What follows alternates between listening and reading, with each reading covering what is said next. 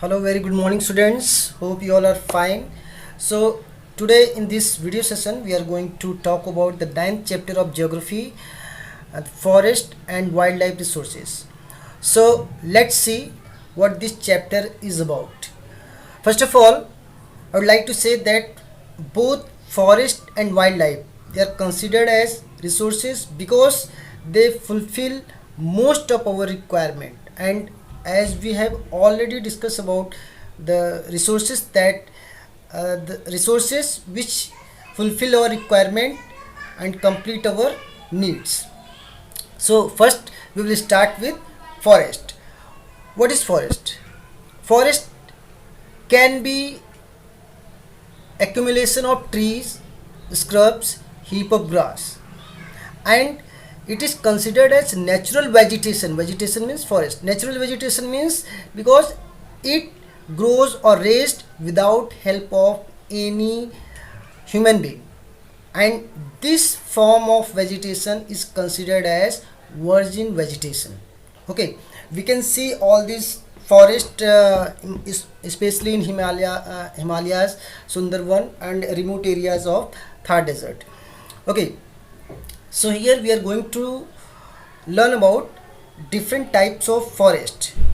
As we have already learned about different types of forest on the criteria of climate in ninth standard, but in 10th standard we are going to learn about all types of forest, especially on the basis of, which is divided on the basis of administration, ownership and management. So first of all we will discuss on the basis of administration, types of forest on the basis of administration.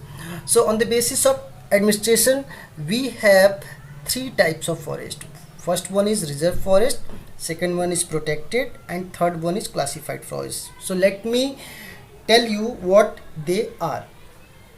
Reserve forest, which comes under the observation and authority of government directly, and the limitations and restrictions to get connected with this type of forest is very much, means the people cannot go inside and can move here and there in this type of forest, means the restriction level is very high.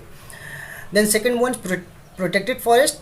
Here also uh, restriction is there, but as compared to the reserve forest this is less, because in this type of forest authorities allow them to go with their animals to graze their animals and collect wood from the this type of forest, and the local peoples are used to move here and there, and but they cannot cut any trees. Okay, now come to the unclassified forest. Unclassified forest means the forest area which is not in any record and they are not considered as forest.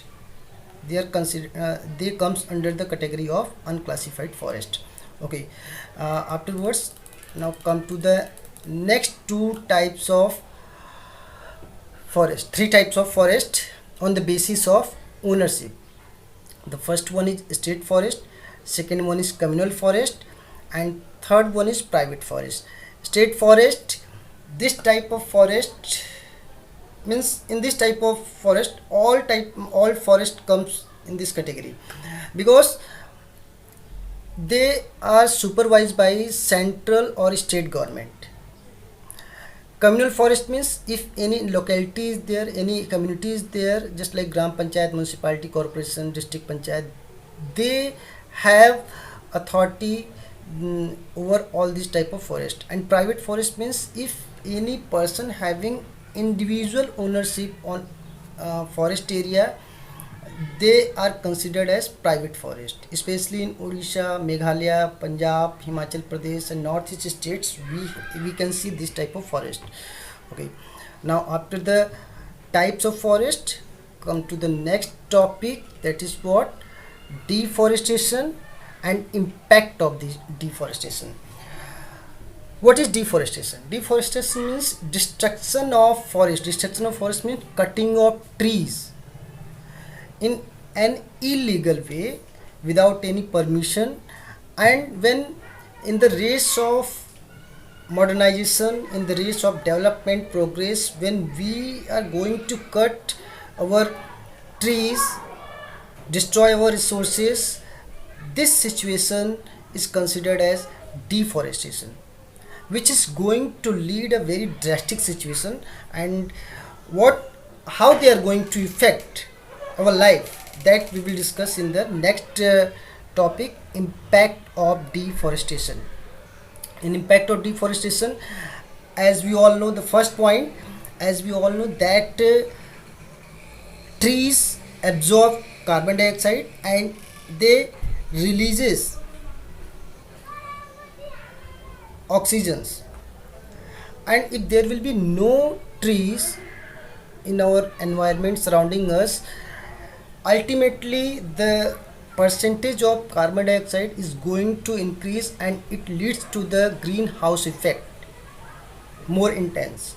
Okay, apart from that, if there will be no trees, it also create soil erosion problem. Apart from that, if you are going to cut the trees, as trees are considered as forests are considered as house of animals, and if you are going to destruct their houses, means animal houses, ultimately they are going to approach our area, and this will be very drastic situation.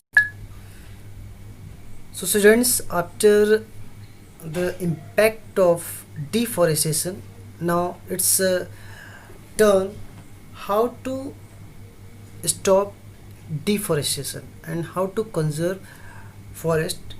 For that, we will read these points written over there.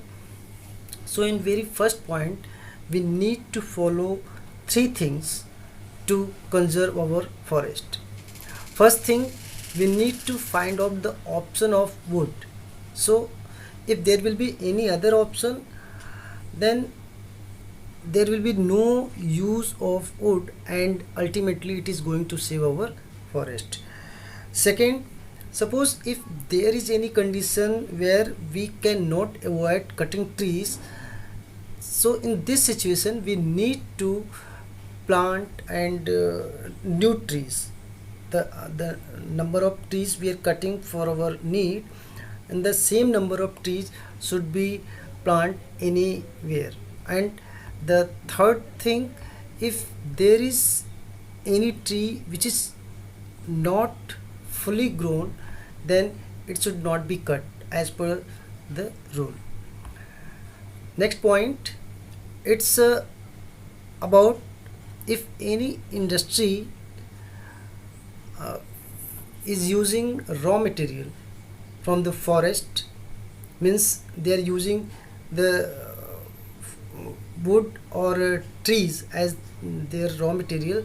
So this is their responsibility to plant the tree and conserve the forest.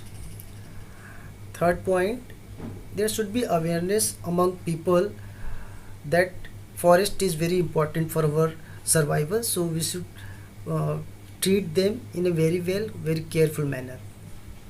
Next point, it should be part of conservation of forest, it should be part of our syllabus, because if it will be part of our syllabus, then the coming generation will will be aware of the things, the importance of forest, and that awareness message they are going to pass to next generation, means by including the syllabus among children, we are ultimately aware the whole world. Next, social forestry and agroforestry, it is also going to conserve forest, so we should follow it. And apart from that, we need to find out the alternative option.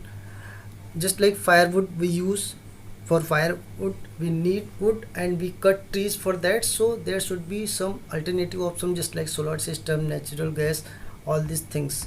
So if you are going to use all this fuel, ultimately we are going to conserve our forest. Okay, now come to the next one. Forest should be used strongly.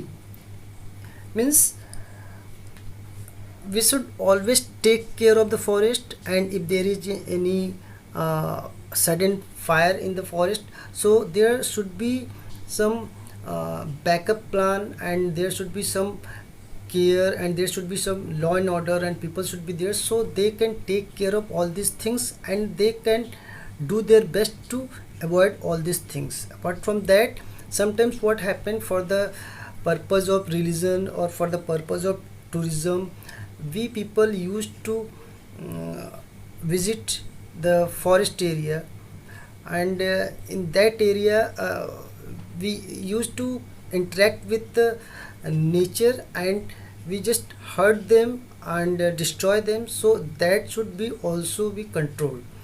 Apart from that, there should be reserved places for the animal pasture, so uh, animal will not come into the direct contact of forest and trees, and in that way they will not uh, hurt them, and in that way also we can conserve our forest.